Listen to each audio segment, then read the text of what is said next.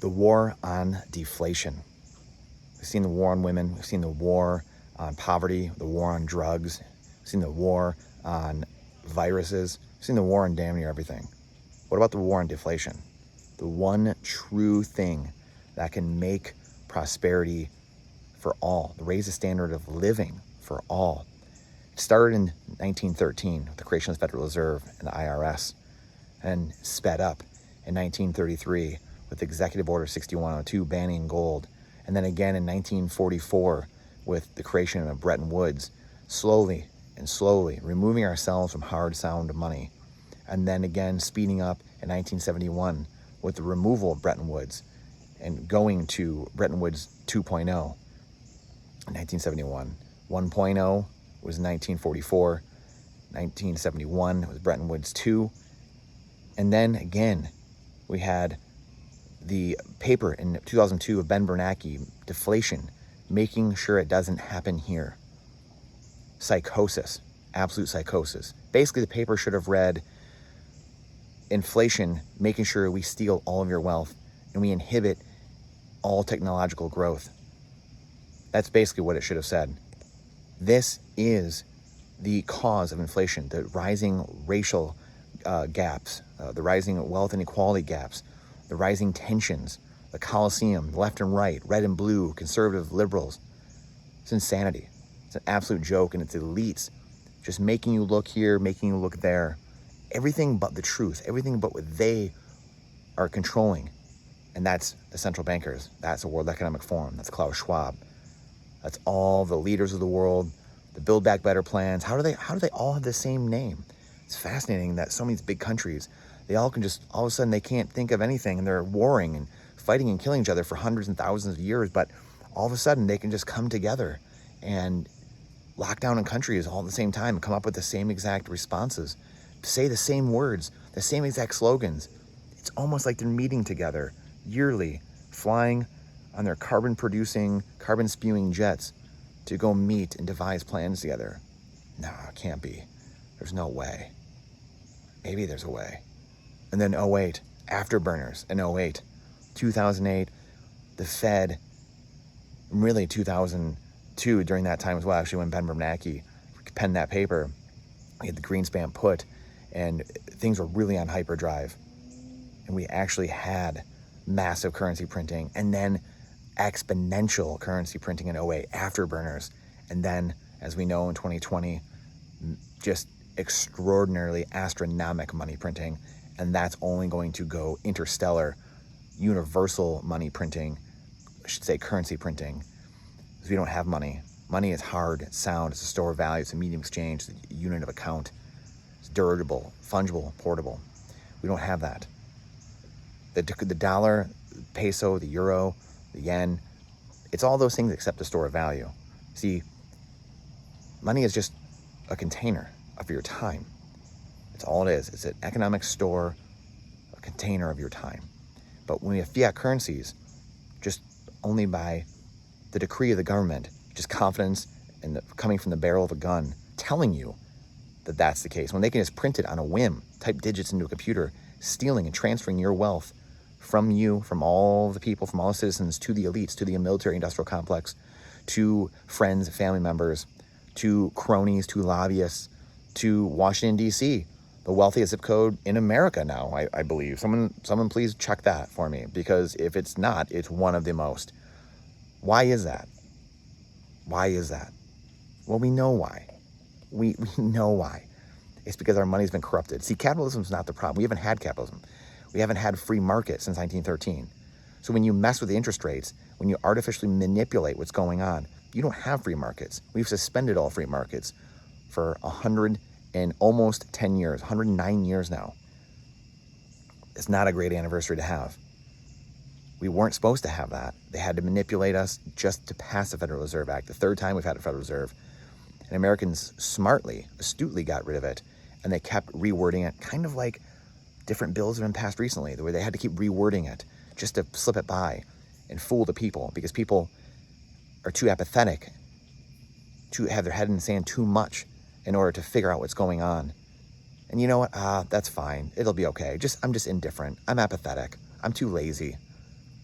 well, we're going to pay for those choices or the lack of choices. That indifference will cost us. And what you doesn't know can and will hurt you. This is a guarantee. History has shown us this over and over again. It's inarguable. We are going into a dark time, unfortunately. But with faith, with God, with sound money, we will easily restore this. The war on deflation is real. That's the real war. The reason we have the war on women, the war on poverty, and all these garbage wars is just the media conjuring things up out of nowhere to make you mad, to make you ticked off, to make you mad at your neighbor. Insane. When they are the ones that have truly been waging the war on you. The war on your money, the war on your time. Stealing your time. You go to work every single day, you go trade that time for money. Away from your family, away from your daughter, away from your son, away from your spouse, away from your grandparents, away from the sick ones you're taking care of, away from the nieces and nephews, away from the cousins. You go trade that every day for money, and they take that from you. No one asked you. No one asked you for the 15th, 16th, and 17th billion-dollar package going to the Ukraine. No one asked you. No one voted on that. They just did it, stealing the future prosperity from you, your kids, your grandkids. Gone. Completely gone.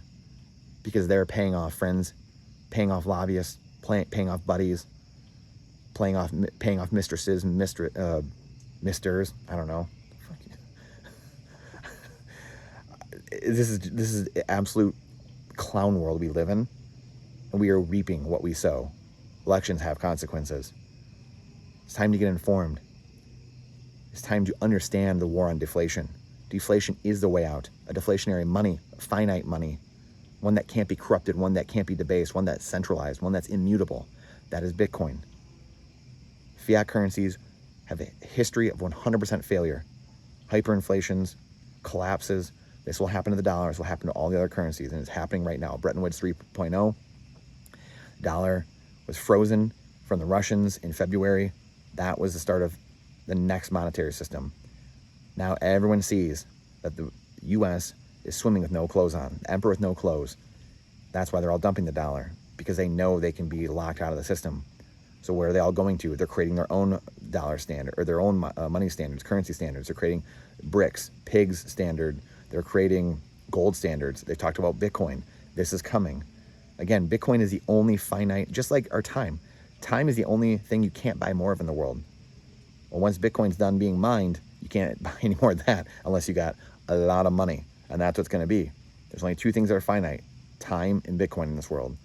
Get off zero. Front run all the biggest players in the world.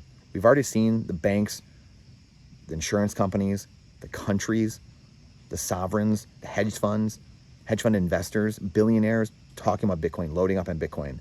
But we are still so early. So ask yourself, are those people smarter than you, or are you smarter than them? Who should I be listening to? Should I be listening to Rachel Maddow and Tucker Carlson and Fox News and CNBC and MSNBC and ABC? Or should I be doing my own research?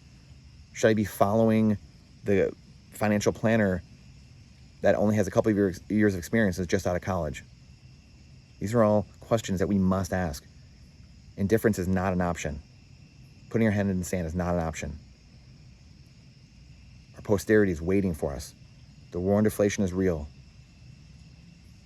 ESG, the climate movement, if you're into that, that can't happen in an inflationary world. You can't have fiat currencies doing that. Inflation is impossible. Technology is deflationary.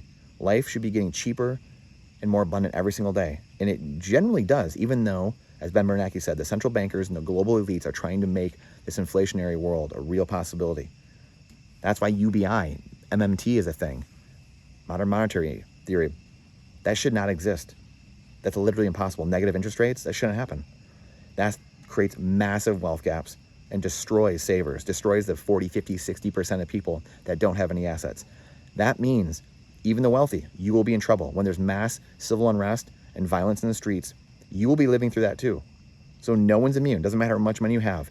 That's why it's paramount that we build this parallel system, this deflationary monetary system and economy and circular economy outside of the legacy dollar fiat cultural system we have.